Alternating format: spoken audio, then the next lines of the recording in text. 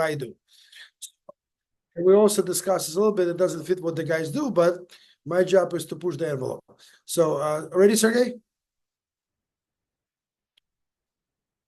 Sorry, nope. I need to find this Okay, video go ahead. because Well, let me it's know. in the private account right now, and I Sure, need to.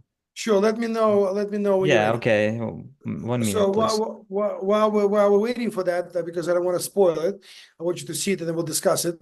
I am currently in Tenerife at the Metaverse conference, a global one, pretty cool event, and we will be speaking about, obviously, as always, Ukraine.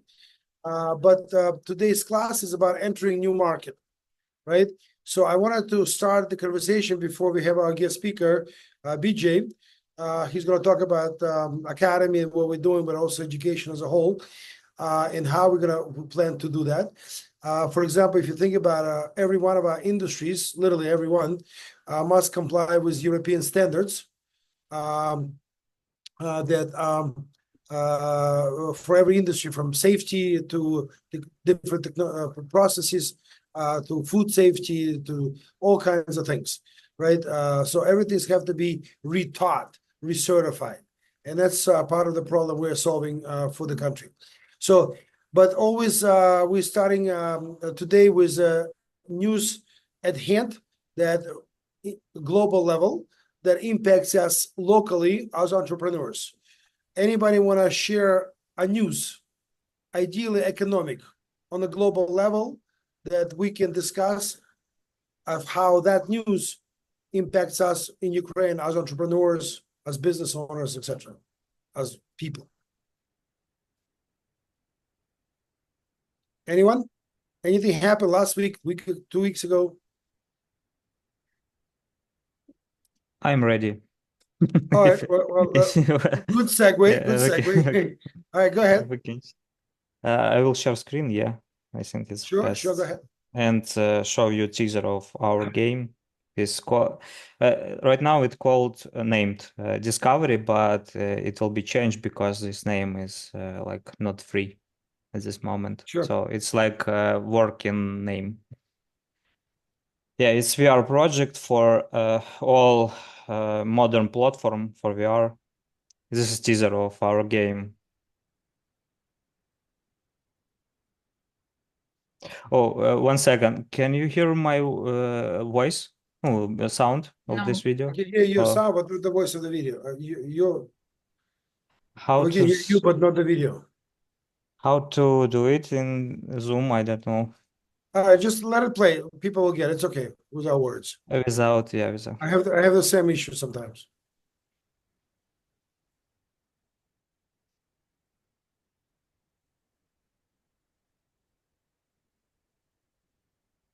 So imagine they all created this. These guys they created all of this whole world, right? It's a first shooter game in the virtual reality, and because first shooter is definitely a dominant in the market, but this is a new sort of environment that the game can be played in. This is what's so cool about it. Well, I'm sure with the sound it would have been much better, but the graphics are great, the characters are cool, and I'm not a gamer at all. I have never played anything but solitaire. I mean, I did play in a FIFA with my kids and Nintendo, but nothing like this.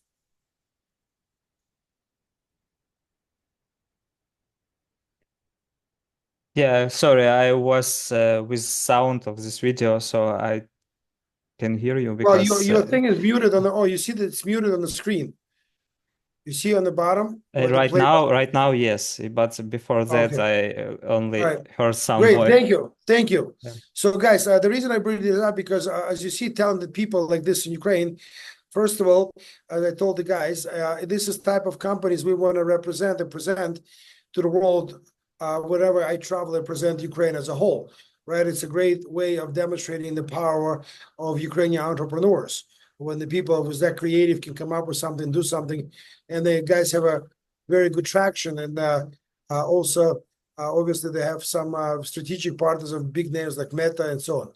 But one of the things I asked them to consider is what if we create a game around building the future cities of Ukraine. So remember Farmville, which used to be extremely popular, where people would build farms. But think about what I'm doing, right? Is what I'm here in Tenerife right now, is about presenting what we call, I come up with a term, futureverse, right? There's a metaverse, there's a digital twins now, right? And in Ukraine, we have to come up with something new. So what's a futureverse? How do you get people engaged through the game, obviously, right? So this is something I propose for them to think about, because I think it's going to be a tremendous low-hanging fruit with millions of. Think about there's a 30 million people just like me with at some point left the former Soviet Union around the world, right, from Ukraine. Yeah, sometimes Ukraine. Plus add another, let's say 20 million of people who care for Ukraine. So you got about 50 people audience, 50 million. They can potentially be, some, obviously not all of them, but some of them will be involved in creating new cities in Ukraine. I'll come up with ideas, new service, whatever. So I think that's a very cool opportunity. But Sergey, one way or the other, thank you for that introduction. So today, one of the things I want to, so coming back to the topic on the global level. So one thing I wanted to discuss today is obviously economic help that is coming to the country. So think about our topic today is about new market entry. So one of the reasons, why would companies enter Ukraine? Anyone? Why would companies today, and we can talk about any market entry, but let's focus on Ukraine. Why would some company of any size be interested in entering Ukraine at this time, knowing everything we know about our country? I don't know, maybe some kind of image in a global So one image of reason is company. humanitarian. I want to help the country in war, right? So Yeah. one is humanitarian, but businesses, don't act based on the humanitarian motives. It is important for majority of businesses now, but that's not the driver of the economic performance. So what would be the economic reasons for any company to enter Ukraine? You can use any examples of any company.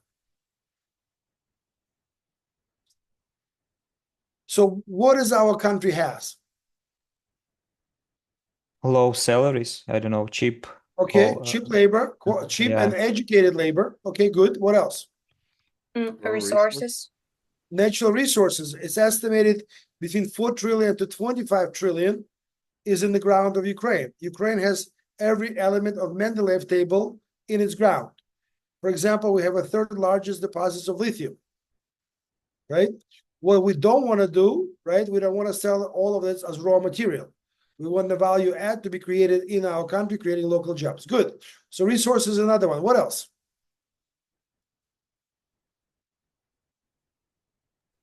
Expanding the market base, more people to buy the product.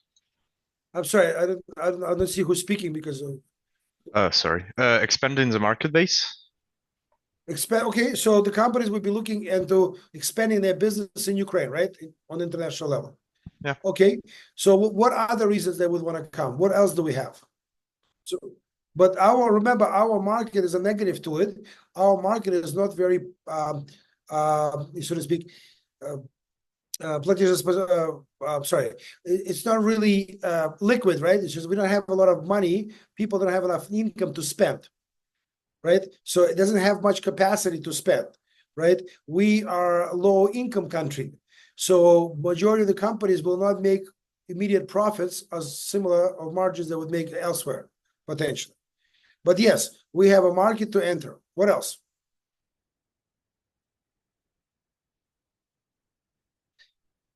Well, think about what's happening now. Remember, I stressed in my question, why now? There's going to be $1 trillion coming into Ukraine from governments, right?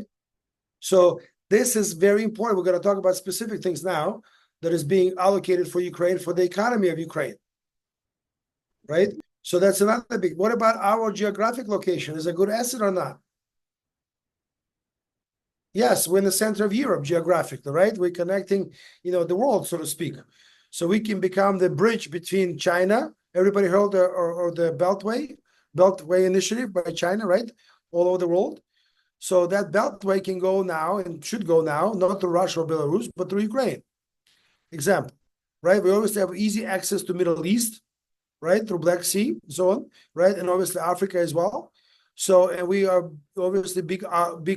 We have another big asset. We are big in size as a country, right? We're not Luxembourg, right? So there's a lot of territory.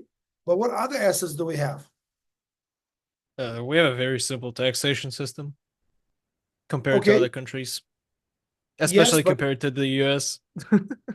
well, yes, but remember, U.S. as complex and as kind of outdated the tax system in U.S. is, it is still, to my view, it is much better than in Ukraine for multiple reasons, right? But yes, so you're 100% correct. System in Ukraine relatively simple, but it's something that still need to be worked on for many reasons. Now, what else can we talk about for Ukraine as an asset? Because when the company decides to move to a new market, they need to have a really true reasoning why this new market is important for them, right? So what else do we have as a country?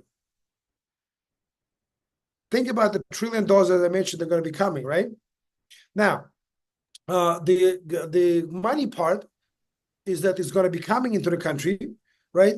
As we're going to talk about how this country, how the money are coming into the country. Hi, BJ. I'll be just finish my thought. I'll be right with you. Great to see you.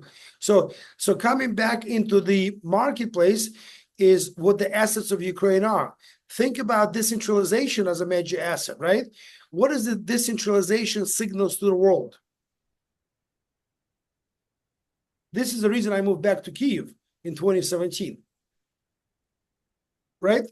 What is decentralization is? Can anybody tell me? Decentralization basically means that in the past, as a centrally government governed country, where the central government made decisions of how the money is spent on the local level. Decentralization means that now local community, right, mayors and their businesses will be making decisions of what's happening to the money of their budget, how it's being developed, how the municipality is being developed. So the power now goes onto the ground. And the reason it's critically important for Ukraine as an asset is because it's a signal to everybody in the world that all rules are no longer applicable. And we're dealing with it every day. We are now being looked at as the most anti-corrupt organization to enter Ukraine, through which to enter Ukraine. So that's another big asset. What other assets Ukraine have? Right? Maybe one more, low competition. Exactly, very low competition now. But what's going to happen to that competition? Competition is going to dramatically, it's going to be like a J curve on steroids after, right? So I want you to realize, as we discuss in the market entry point, right, to any country, first we need to understand why this market is of interest to us as a company. And on our side, we need to present all the angles of Ukraine, right? So why would tourism be interested for Ukraine as an industry? Why we're going to be discussing with BJ right now, switching to BJ, we're going to be discussing what's in the United States, $108 billion industry of a professional training. In Ukraine, it's close to zero. That's a massive market opportunity.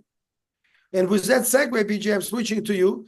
And I want to introduce you to BJ, and he's going to speak to you about, obviously, himself, his background. But the key, as I'm going to lead him through the questions, is about the opportunity we are pursuing together. BJ is the CEO of Economy of Trust Academy, organization that will certify and accredit municipalities and businesses and people of Ukraine across all standards of Europe, all industries. So BJ, without any further ado, thank you very much for taking time. This is our class. This is a master class. People are sophisticated. Some of them are already entrepreneurs, but all very bright. So BJ, without any further ado, please tell us about yourself, and let's start there. Okay, thank you, Henry. And first of all, hello, everyone. And I'm very privileged to be here. And I think I got involved with EOTU Academy because we wanted to make a difference with reskilling, upskilling, and certainly certifying Ukrainians, in the redevelopment of the country. And I think for me, in my own background, I've been involved in training for most of my life. And I think I'm also I work with UNESCO on digital transformation, so is making sure that when we are training and using digital tools to learn, we are not only providing new technology, but we're also evolving our methodology with modern pedagogy, because you cannot teach as you were in the 19th or 20th century with 21st century tools. I think the pedagogy and didactics on how we teach and how we learn must also change. And I think to give a very simple example on this, the role of a teacher will evolve from a traditional sense to, and sorry for this, Henry, but will evolve from a traditional teacher Not at all, not at all. where he's the source of knowledge to one of where he becomes more a coach mentor. And I think that's essential because today in the 21st century, access to content is everywhere. I think what we need a teacher to do is to guide us, to be our guru, to say, okay, this is how you're going to use the content to make sense and get the results you want. So that's just an example of modern pedagogy. And I think that's some of the things we are building into the EOTU Academy. And I always say a learning platform is a bridge, but the person who's undertaking the journey must know where they're headed. So I think another key concept that comes in with modern pedagogy is personalized learning. I think each one of you needs to identify your journey in terms of what you are learning and how you will get there. And as a coach or a mentor, our responsibility is to help you get there. So those are some of the examples. But I do work closely with UNESCO, and I think I was also coordinator for ICT and digital learning for UNESCO with their International Teacher Training Task Force 2030. So I did that for 3 years for them as well. So that's just a brief introduction. Thank you. So let's get into the meat of things. Guys, remember, if you can, please turn your cameras on, okay? And also prepare the questions as we are going to go through it for BJ. So BJ, first and foremost, I'd like you to discuss why you got involved in Ukraine and why education for Ukraine. And I'll come back to the next question, will be about the business model. Okay, my background is I was born in the Himalayas, but I'm European in the sense that my parents moved here when I was 2, and I've lived in Europe all my life. And for me, Ukraine is Europe. And when you live in a community and a neighbor needs help, you make sure that you can make a difference. And so that's why I'm involved with wanting to make a difference in Ukraine. Is I think we're all Europeans, and so we do need to help out where we can, as we can. Next question then. All right. So now let's come back and let's go to the why is it important for the economic development of the country? This is as I'm getting to the business model. Why what we're going to be doing, what type of a content we're going to deliver? Why is it critical for future of Ukraine? I think if I can reply more EOTU Academy, what we have to recognize is that there are international norms and standards that must be applied for everything we want to do. I think that's what is essential. And across the EU, there are one standard. So if you want to work on a project, you have to have the standards. If you want to show that you are serious about anti-corruption, there are other standards for that. But what we're trying to do with the academy is provide the bridge to let Ukrainians, learn and apply the European norms and standards that is needed, because everybody in Europe works with that, and as Europeans, I think it's something what the Ukrainians would also want to do. Thank you. So let's get to the business model. Why don't you describe our business model as an academy and how we plan to execute on what you just described? Okay, I think our business model is, again, I come to the bridge concept, is the academy is the bridge. And so I think, for the content providers who are outside of Ukraine, just like you pay a tax to go over the bridge, there is a toll that the content providers have to pay us, for their content. In reverse, I think in terms of for the Ukrainians wanting to go on the course, we're trying to also make sure that our costs are met, not really from the Ukrainians, but maybe from major donors who are able to support Ukrainians as they seek to reskill, upskill, or get the appropriate certifications. Because you need that. Without that, it's very difficult to work on any EU funded projects. Correct. So let me come back and ask the next question. Part of our business model, we will be certified municipalities. Let's use anti-corruption as an example, and we'll come back to how we're going to launch this. Because part of what we are doing today, class topic, is entry into the new market. And basically, AOT Academy will be an American company, and I'm coming to Kyiv, and I'm going to be setting up Ukrainian daughter company. But at the same time, this means that we enter a new market. But we're not just entering as a conglomerate, we're entering as a startup, right? So, which also carries its own kind of risk. So, BJ, the question is, we are obviously changing the positioning of why a municipality should be certified, in this case, using anti-corruption example. So why would the municipality choose to do that? Henry, I think for anti-corruption is very simple, is today, and this is not just in Ukraine, but it's in every European community, is if you're not serious about anti-corruption, then you really have no basis to establish the trust you need in any business relationship. And so I think, addressing anti-corruption is a way of showing that we are serious about establishing trust. And so that means we are playing by the same rules, and we are playing by the same transparency that is applied everywhere else. So it's not any special requirements in Ukraine. I think it's just, again, applying European norms in Ukraine.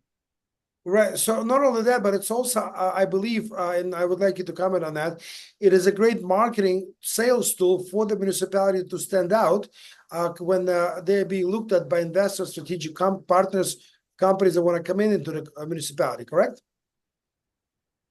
I would say so. And I think if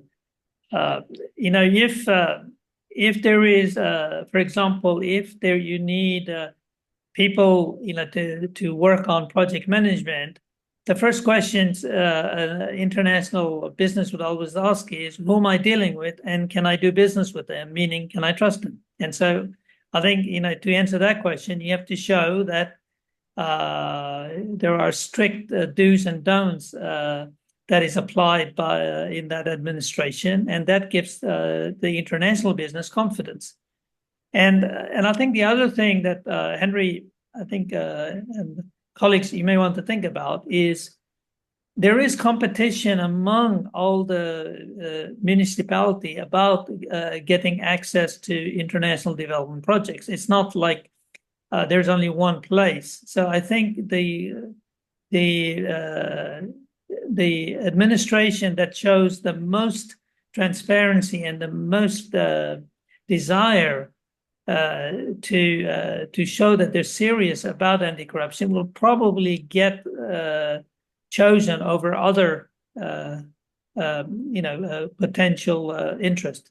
So I think that's something to keep in mind, because when people make business decisions, they're thinking, can I work in that environment for the next 4 to 5 years to recoup my investments? And in order to do that, there's a hierarchy of trust you need to put in place. And the first one, I think, as we all said here, is anti-corruption. That show that there is a code of ethics that is applied by everyone in that community. And two, that there is do's and don'ts about how things are done within the administration. That is just what I call the base of anything. Right. Thank you. So now, obviously, we're going to be certifying municipalities and businesses in a minimum of 15 categories, from anti-corruption to public-private partnership to circular economy and the like. So one of the challenges we had is how to solve municipality might have 10 people working in it, or might be 100, right? How do you certify municipality? At the end of the day, people are still taking courses, right? Individuals, right? So BJ, how do we address that part? How are we thinking about it now? I think that the most sensible way is to show that the majority of your people are what we would call business ready. Saying is that they have not only the right qualifications, but they also are serious about applying strict standards in the areas of anti-corruption, code of ethics, etc. And when we have a majority, and the majority will vary depending on the need, but for anti-corruption, we have recommended at least 90% of the administration need to abide by, at which point our plan is to issue a certificate to the community to say that they meet the minimum standards on applying what we call the internationally recognized code of ethics and anti-corruption. So that's Yes. But in project management, you don't need 90%. You may need only 50%. And if you have 50% of your people who know how to apply European norms for project management, then you may get a certificate in that area. So it depends on the different Right. needs. So just to follow up on that, so for example, in project management, the architectural department of municipality all have to be certified, but it's only 3 people out of 100, right? So the idea behind it, anybody's coming into municipality can work with the department who already knows how to manage a project, which is a big problem in Ukraine, right? But it also knows what standards to be applied for every project, because it's European standards. We're going to be members of European Union. So my couple of last questions on me, and then we'll open up. So think about the questions of people. So obviously today, compared to previous generations, these young people will change profession, job, probably at least 10 times in their career. I think the last statistic I read was about 7 on average people change their careers. I'm talking about not companies, but careers. So that number is only going to increase. So what type of as we see this platform as somewhat of an Amazon for the professions, right? Certification, because education is changing, right? So how do you see, BJ, this for the individuals in Ukraine, their platform, what is it going to deliver for them, for their personal careers? Okay. Let me also answer this in a way that I hope you'll find encouraging. Is I think as you need to learn the basics, but at the end of the day, one of the things that we must keep in mind, because I also work with the UNESCO a lot in terms of AI in education, and one of the things I'm seeing a lot is a lot of the things we are doing that has standard process. That job will no longer exist in another 10, 15 years. And if I look at the human resource department here in the Netherlands, 15 years ago, it was all, you had a big human resource department. Today, you just have a couple of people who are managing the department, but everything else is yeah, there's no need for that. So I think when you're looking for a career, you need to be thinking about how can I leverage that content to apply to be an entrepreneur with that content, with that idea, because that's what AI cannot do. They cannot be creative. It cannot take initiatives. It cannot anticipate a service. That you can do that, but but I think if there is a process, I would say it's something AI can and will do, and it's scary. Even in the last 2 years, how AI has managed to automate so many of the process-oriented activities. So when you're looking at a new career, think about the creative side of what you're doing, because AI cannot go there. You can. I hope that helps. Right. My last question, BJ, is if you were to take a little leap forward and imagine EOT Academy in 5 years, right? Assuming that we execute on everything we want to execute on, describe that company. What does it do? What's the impact? I mean, in an ideal sense, and I don't know, Henry, if we'll ever get there, but an ideal sense is we hope that you all will create your own ecosystems within our platform, because at the end, we are bridges connecting content. And then if you have content that you want to link up with others in Ukraine or, with the greater European or and also North American community, then our platform becomes the gateway for all of that. But I think the way we have approached it is every content provider is providing access to their content, and you will also generate content yourself that can be leveraged for the benefit of others, and you should profit from that. Right. So, for example, this is actually what I was getting to, and I'm glad you brought it up, BJ, is that think about, Sergey, what you are creating, right? As a company, right? You always have a great skills that you can teach others how to become artists for the video games, right? So that can be your content that will be provided on our platform. So the idea behind it that we are a delivery platform that delivers content that is being certified by one or the other in order to make sure you gain skills that you can practically immediately apply to real life. And part of the business model as we launch it now, and we get the traction from student point of view, is obviously the job placement. Think about the market of so many companies, thousands of companies, if not hundreds of thousands, hopefully, coming in, being formed in Ukraine, and all of them will need people, qualified people, trained people, certified people, right, in different professions. So we see this market in 5 years at about $1 billion at least in terms of revenues for the industry of a professional certification. Think about your opportunities that those of you who build websites, become agencies, right, for the company. All of that is part of what you can be integrating, because human resource is most critical for any company, right?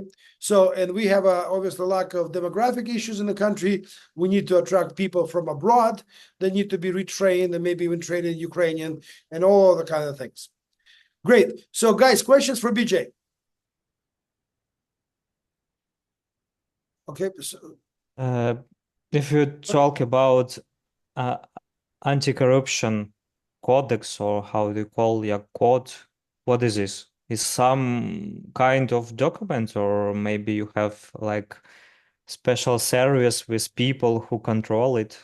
I don't get it, to be honest. Okay. How it works? Because if it's only document, we also in Ukraine we have a lot of them, but it's not work in our case. Like. I think you make a very good point. Is if you have a document nobody believes in, then it's it's not worth the cost of printing that document. I think what we are about is speaking the same languages. So you have in anti-corruption, you get certified that you know the basic do's and don'ts. in terms of the European norms. And so when you sit for a certificate exam, it's to confirm that you know what the European norms are in terms of code of ethics and anti-corruption. But again, I come back to the point which you said is spot on, is if nobody believes in those European norms and nobody applies it, then what's the point?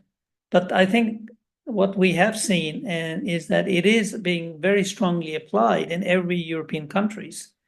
And it is something that EU asks all, if they want access to EU funds, you have to apply it. And So it's, sorry to interrupt you, it's some kind of organization, yeah? Like which you apply and then you became part of it. It's And a European agency, Sergey, that is accredited by European Union to provide Got it. that certification. To whom? To To go through the course and exam. oh, Yeah, got it. Okay.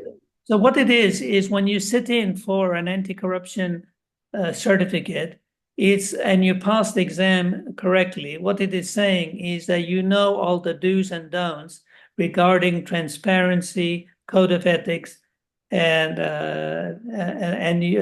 that you will apply it. That's all it's So saying. if you are mayor and you cut on corruption, like we see cases in Ukraine or public officials, you cannot come in court and say, I did not know the rules. Right? Boom, you already went through this. You knew the rules. But So if I will I become agree, mayor with Sergey, certificate, okay, I thanks. 100% agree with you. We know what Ukraine is. And I want you to think about, right? In Ukraine, BJ never been to Ukraine yet, but Ukraine is inside out is corrupt, right? We are talking about bribes for the daycare teachers to get the child into daycare, bribes to the higher education level everywhere.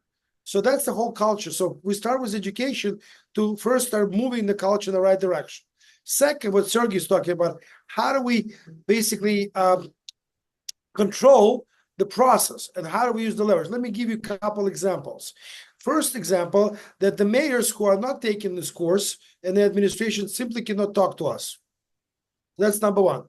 All the businesses that will become part of the Tower of Trust must take those courses as well. Otherwise, we cannot represent them, period. So that's going to become a requirement across everything we do. That's number one part. Number two part, we're going to be establishing continuous education, let's say every 6 months for 3 hours to make sure we drill that message in, boom, boom, boom. Number four, part of this education is using transparency mechanism, check and balances as part of your management to make sure that everything is verified, where the money is coming from, where they go, all of those type of things, what quality cement is being brought. So all of those check and balances is going to be enforced by our commerce department on the ground. Right, because we're going to be overseeing major transactions. So Sergey is 100% correct. There's a lot of post-education that needs to be done in order to make sure that it's being executed. Henry, if I can just add, and I'll use an example that actually happened to me when I went to Nigeria. I had a meeting with the director of police in the capital. And as I was going to the elevator, you have someone who's there and presses the button to go up to the top. And he was asking for a baksheesh for him to press the button so I can go up and see the director of police. And when I shared that story with the director of police, he said something that I think is true.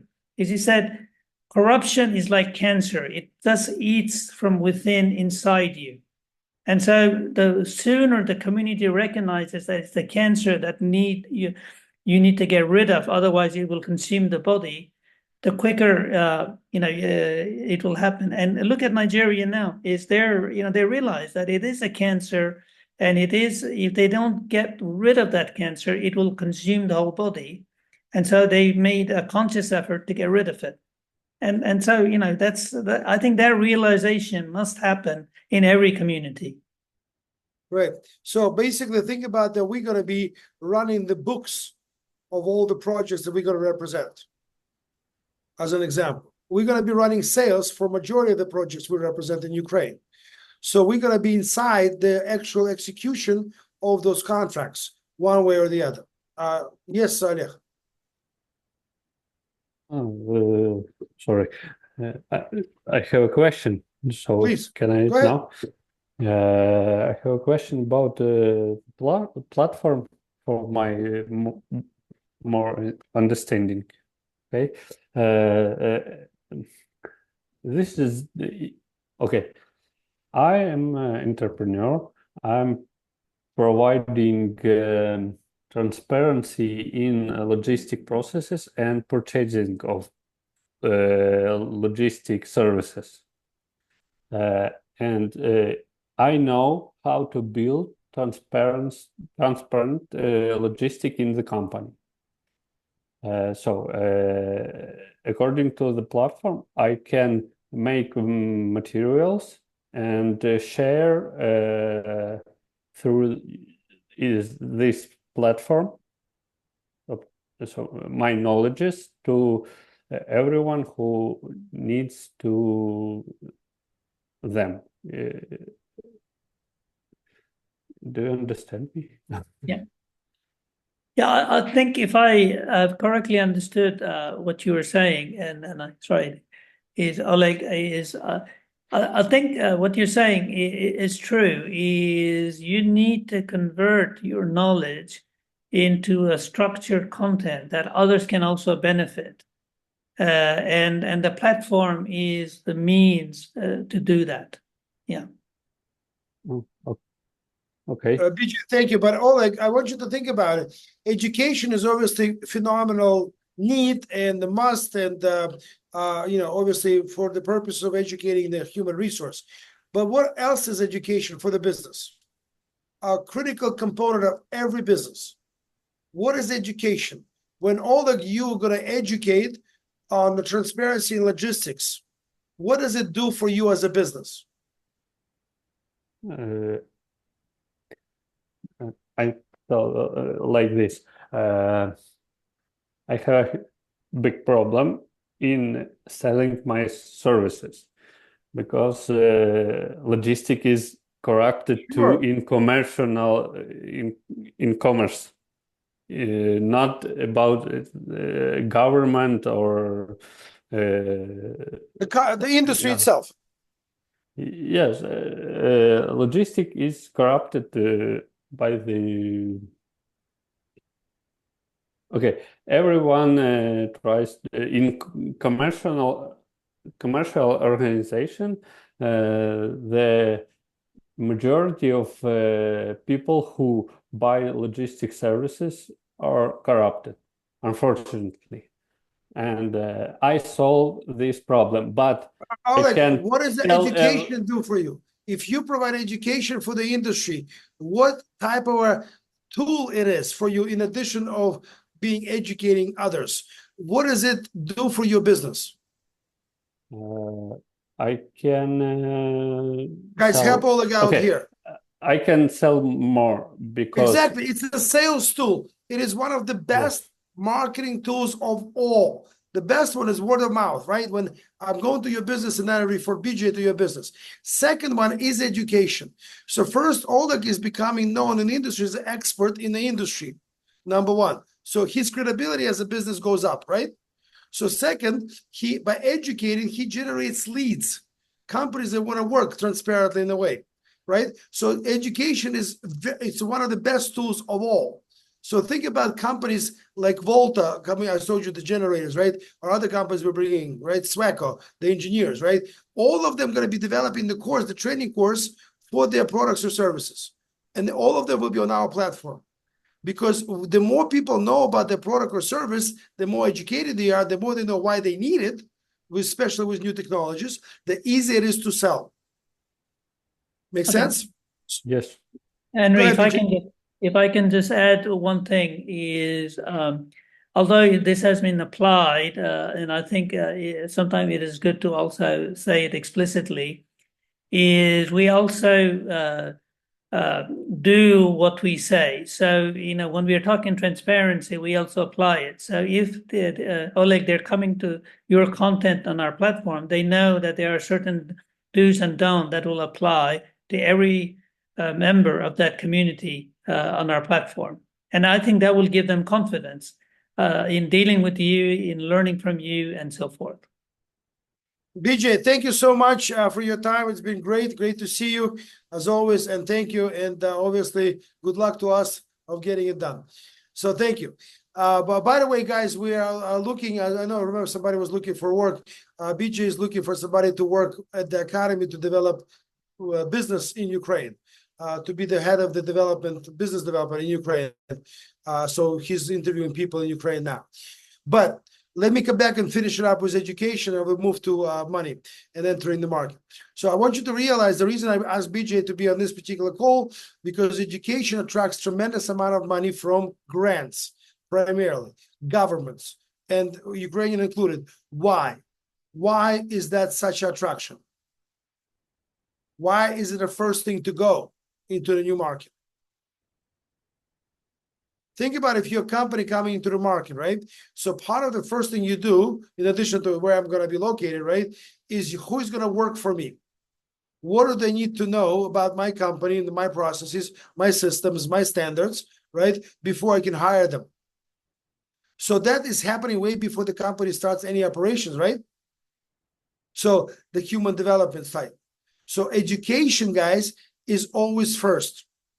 So when we come into the entry of the market by anyone, government included, as you see now, is coming. And the reason governments are doing this and funding this is because government is most interested in transforming population to new way of doing things. And this has happened in many, many countries, right, throughout the ages, right, from the Mongols all the way down to the current time.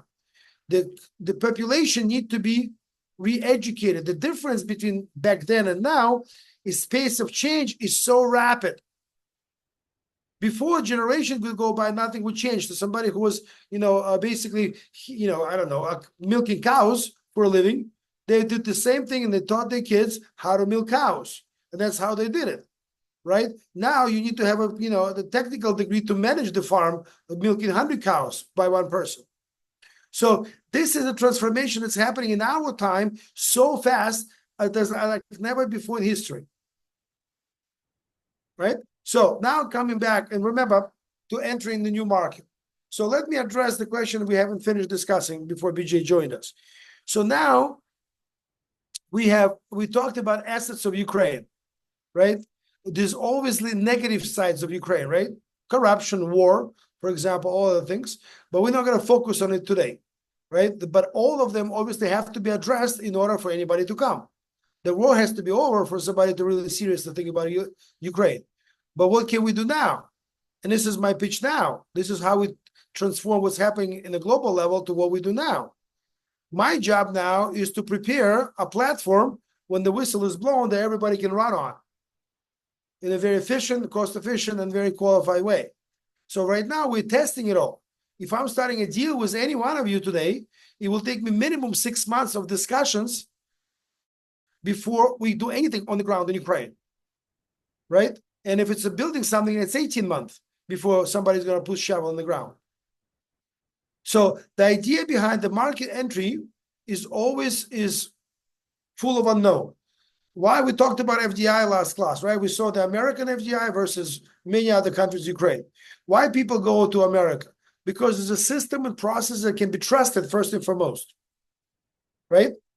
So then you have a qualified, very diverse labor force across practically every industry exists, which allows anybody to come up with a product. For example, if you look at startups like with the Sergey company, much better for them to be physically located in California, Palo Alto, right area, versus Ukraine. Why? Because there's an ecosystem around startups in that area and many others now, Austin, New York, and so on, Boston, right? Where there's an enormous amount of venture capitalists, right? People who jump into the startups opportunities of employees. So part of what needs to be done in Ukraine is those ecosystems need to be set up. For example, we're doing this through Commerce Department in local community. They will have startups, we'll have working with the local folks, as well as the big companies coming into Ukraine. So coming back and talking about real project. Right now, Europe is about to approve 50 billion for economic development of the country. Another 50 billion will come on top of the Russian assets that are being seized. It looks like it's going to happen. So there's $100 billion, guys, that more or less are ready to be deployed, whatever, into our country. Question to you all, how can we take piece of that? Or all of it? Or how can we participate at all? Work for the It's government, coming. probably. What is it? Work for the government, probably. Okay, one way, yes. Okay. Not for me, yes. Have anti-corruption paper. Well, that's anti-corruption paper, and you're making a joke on it, but that's very important for the other side. Yeah, I I know, think it's work for them, yeah. listen, я вырос на Бессарабке. I know what my country is. To me, it's a sales tool. I know I'm not going to kill corruption with the piece of paper or education, for that matter. But I am going to kill corruption, or at least to make a big dent in it, in technology, through technology. Through different rules we're going to establish. Right? Yeah. Yeah, but we have That's to be why honest here, though, right? You don't have to kill corruption on end. You just have to stall it out for yourself, right? Because you're aiming to make profit from the thing you're trying to do in Ukraine. Absolutely. So it But we doesn't wanna do it the matter right for the way. corruption as a whole. It only matters if you are able to stall it out for the partners that you're going to bring in. And that's a whole different kind of. Out is not a right phrase. Yes, corruption, fighting with corruption is part of what my market positioning is. Absolutely, to benefit my business, no doubt. But we're not doing this for sake of just doing it because we're going to make more sales. The reason we're doing it because our business cannot exist without that being implemented in a maximum way. And we cannot kill corruption. Corruption persists in every country. America, Switzerland, Denmark, all of them have corruption, just in a different format and way. Lobbyists in America in Congress, what is that? You're paying somebody to go and lobby for you on your behalf, right? It's just the explicit corruption, right? But it's accepted and it's a law of the land that you can do that. And you live by those rules. That's how we survive as a society. Right? So, Vladislav, obviously, we as Ukrainians are very skeptical because we know how creative our people are. Right? So, think about, I just used this example. We had negotiations with a pretty large company on the solar and wind alternative energy out of United Kingdom this morning. And I brought an example of Kluyev. I don't know if you know, there was two brothers working under Yanukovych, and they were the ones originated solar panel green tariffs, right? They were brilliant from their perspective. They basically created a law that basically says the green tariffs will be paid way above the market, and it's guaranteed by the government, the offtake from anything you do on the solar. And then they created a very interesting twist. When you are, as a project, you have to build a full project before they can allow you to connect to the grid. So there was never a guarantee that you will be connected to the grid. Why? Usually, every other government says, okay, if you build it, you're guaranteed you're going to be connected to the grid. Here, they wanted to control. That's a brilliant scheme because anybody who wanted to connect to the grid would have to pay a bribe to connect to the grid. And they were controlling the doors of that piece of paper.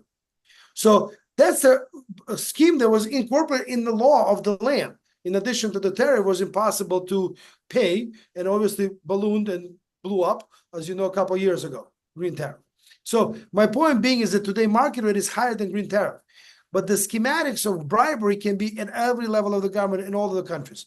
Our job is to minimize it as much as possible, and hopefully, most importantly, change the culture. I'm going to give you one example from my personal life. It was early in my career as an entrepreneur. And this is, you guys are from Ukraine would appreciate it. So I'm applying for a loan. It's a pretty, at the time it was relatively, mid-sized loan, about $5,600,000 was early 2000, right? And I was buying equipment for my business.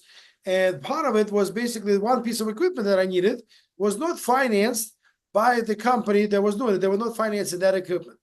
But I basically checked the box on the other equipment to get the money to buy what I want. Now, I had a backup, I have several equipment, but so on. I paid everything off. But the lesson is this, one of my board members saw that. Actually, I wasn't hiding it, I said that.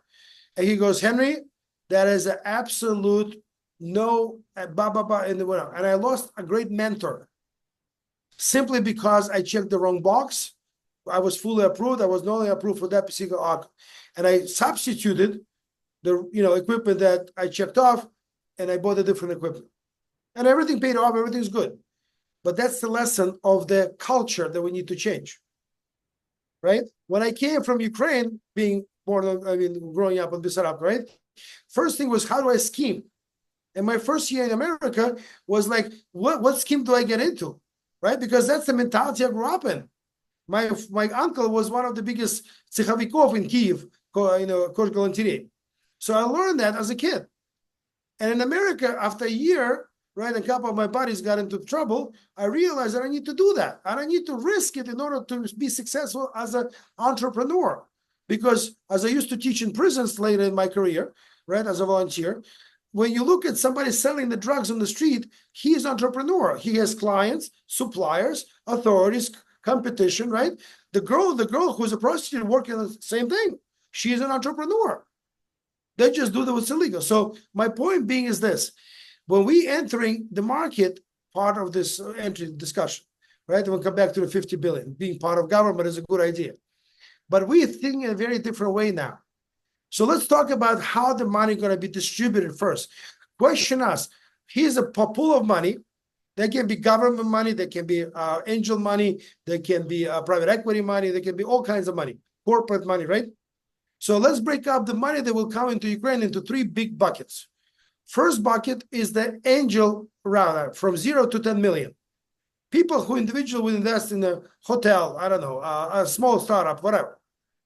Second is somewhere 10 to a billion, and then after a billion. So after a billion, it's BlackRocks of the world, right? JP Morgan's, right? 10 million to a billion, it's also can be broken up in 3 to 4 pieces within that big bucket. And all the specialized agencies and companies that work in each one of those, this is what they do day to day. So let's assume that we now have, as we started out, $100 billion offered by the governments of the world. Let's call them that way, governments of the world, okay? It doesn't matter what the government is. So now we understand how those governments going to invest into Ukraine. Will they invest directly into the companies, into municipalities, into Ukrainian government? How do you think they're going to invest? Through individuals. Individuals, okay? I don't think so. I think in some cases in all these ways. They Well, invest all these ways. You like, as you said, in government, some money in government, some money in business, some money in I don't know, municipalities. That's all. So Well, they like again, so separate this money. let's think about it. I want you guys to really think about, I'm putting my investment banking hat on for last couple of minutes. Think about, I have $50 billion to invest. First thing I need to choose where to invest. Second thing I need to choose, what size investments do I make? I cannot with that size make investment of $100,000, right? Because it's going to be way too much. Right? So think about how many investments of $100,000 in 50 billion. How am I managing that? So I think you'll look for the maybe like funds, maybe. So yes, they call fund of funds. Exactly. Which So have entrepreneurs for they have different specialization. So Yeah. I'm engaging as a government. I'm engaging with agencies, funds, institutions, banks, etc. For example, BlackRock is an asset manager, right? So United States government asking them to deliver asset management of their capital in Ukraine, as an example. So there's differently people or organizations, Chemonics, right? Organization that distributes money for USAID, grant money, also government money, right? Remember, grant are government money in most cases for Ukraine. There's private funds or foundations and all, but primarily. So coming back, so when we think about first entry, how the money enter the country. In our case of Ukraine, with exception of humanitarian, military, and macro financing, meaning the budget, salaries of government employees, nothing will go directly into the country. All of the money that's being now assembled for Ukraine, which is awesome, by the way, will be going into their own local companies. who then will be bringing their product, services, production into Ukraine using local partner or setting up their own operations. This is what my whole business model is based on, of creating the gap that exists between Ukraine and the rest of the world and breaching that gap, become the integrator as a platform of qualifying the project. Now, so let's think about this money. What does money need out of Ukraine in addition to anti-corruption? They need projects to be ready, financeable, right? And we can, as a country, guys, I made a bet at the beginning of the war that I bet a bottle of vodka that I will not see one project out of Ukraine that I can take and bring it to the capital source. So far, almost 3 years in, I have not seen one. Our country does not know how to prepare projects, right? So, and this is what we are focused on with commerce departments. We're going to be preparing that. So that's the two sides of the market. I'm just using one example. Now think about third player, a corporation. I want to come in and I want to build, I don't know, drones in Ukraine, right? So what does this company need right away? They need somebody in Ukraine who can identify where to locate, how to build it, what the laws are, right? They have to do a lot of due diligence before they can enter the market. So what does that do? That means that I have to take 2 of my people or hire 2 in Ukraine, right? And that's going to cost me at least 10 grand, right? Minimum of expense. And I'm going to have them running around the Ukraine, figuring out what can I do in Ukraine? Where's my suppliers are? Where am I getting pieces of that or that? How it's being delivered? Who's going to work what machine? Or, how do I pay taxes? And how do I set up a business, open bank account? All of the things need to be answered. How do I move people, right? What safety procedures do I need in Ukraine? Because it's Ukraine. Think about a gazillion of questions that need to be answered for any company to enter Ukraine. Does our government, do you know any government agency in Ukraine who does that? Who supports that? None. And we're it. We're becoming the commerce department as a company. That's my aim. Think about now, I think I mentioned valuation. $1 trillion will come. I expect that by today, that over 50% of that capital over the next 5 to 7 years will go through what we're building now. Because we're going to present out of Ukraine the largest pool of ready to be financed projects across industries. And outside the world, as you know, we're bringing all the qualified players. So now on entering with all proofs what they need. Correct. So think about what I'm doing as the 3 components of 3 pieces, right? And this is very important as you're developing your ideas and businesses, regards to think in those terms. I'm creating a market. I'm a platform, right? So platform that in this case unites Ukraine, international community, and capital. 3 pieces. So now, right, I have united Ukraine through what? Through Mayors Club of Ukraine. We have 637 mayors, and that's going to grow to 1,000. So that's the traction. I have that. I completed that. I got the economic unions, blah, blah, blah, blah, blah. So Ukraine is on the way. We can see, straightforward in terms of that line. Second thing need to be proven. Do I have the international community? And based on the free trade mission in Japan, Netherlands, America, and gazillion of organizations we partner with already, bless you, napravdu, right? We now have established the international part of my model. And the last piece of it, and the reason it's the last, because the money will never come unless those 2 are here. So now the money. Money is, as we said, broken up in many different buckets, from angels to grant to governments and so on. And we are attacking all of them, right? For example, on grants, right now, literally, we're in the process of negotiations with an organization that is going to manage all of our grants, meaning that we're going to comply. We're going to be building another business unit. It's going to call UA Grant Central. You see one of my logos, right? UA Grant Central. That's going to be a directory of all the grants available for Ukraine. And when you press the one you like, you can be immediately qualified based on the information you submit, and we can help you manage and so on, right? So think about that as a platform, how much pool that we'll have in Ukraine for businesses, for municipalities into my network. And every one of those who come in will have to take, as part of onboarding, anti-corruption course. Everyone will have to go through KYC, know your customers, and KYB, know your business. All of the things need to be in place in order for market entry to work. And it doesn't matter, right, what market you're entering. America, right, it's just going to be more expensive, different rules, different processes. But it's as similar or exactly the same way. You have to pay attention to every detail as entering Ukraine. So I wanted to finish it up today, guys, with a very interesting point. You all sitting on the opportunity of a lifetime because there's going to be a gazillion of companies coming into the country. Don't care what you do. You do video games, you do digital marketing, or you do websites, whatever. Think about how is your business. For example, let's talk about logistics, right? If you're an expert in logistics, logistics is going to be one of the biggest industries in the country.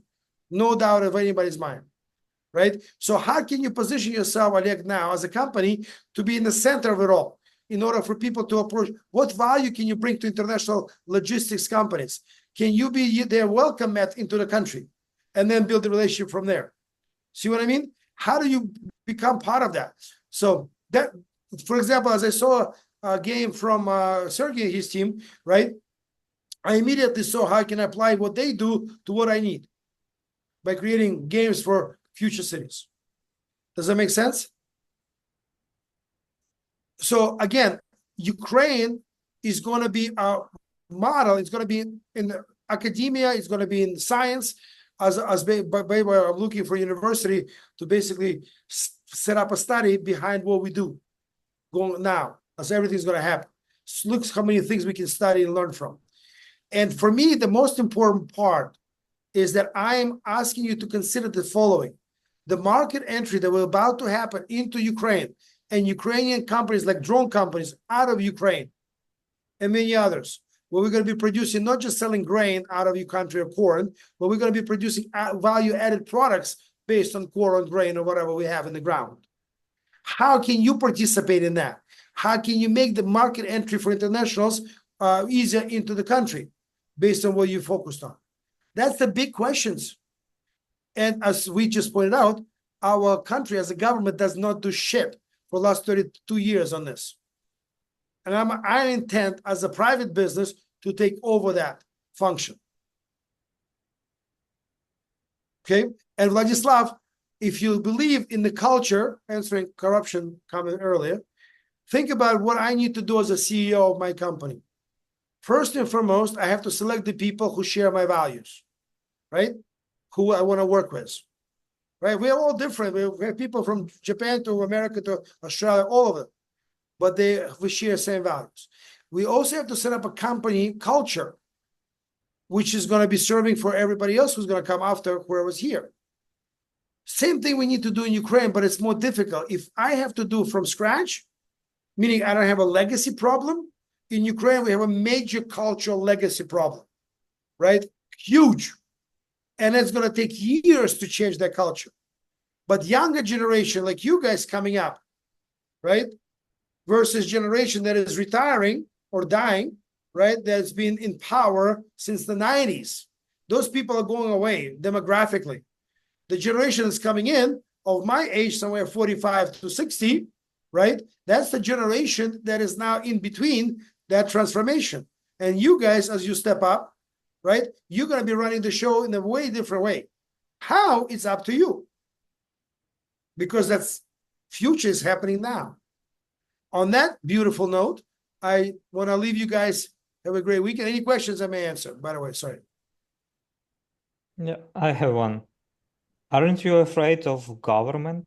Because it's your company sounds like you like have investment with trust without any like payment and without corruption. But our Yes. government right now a bit corrupt, so A bit, you no, could have it's big corrupt, but yeah, you maybe could have problems with yes, them. well, remember, I'm an American Something. citizen, part of my cover, right, as an individual. But I'll give you one story. Future former Vice Prime Minister Kubiv, he, when we talked about, part of my presentation was we are creating alternative economic system. Right now, guys, right? And I said this way before the war to him. He was obviously in the power, but he goes to immediately remove that phrase alternative. You know, how alternative to our government, blah, blah, blah, right? And coming back to your question is that basically we are creating alternative economic system because we are, as a country, at the tipping point. And war, as ironic as it sounds, as maybe sarcastic or whatever, wrong as it sounds, had played a major role for that tipping point to happen, right? So we now have an opportunity to truly change because the old way of doing this thinking is done.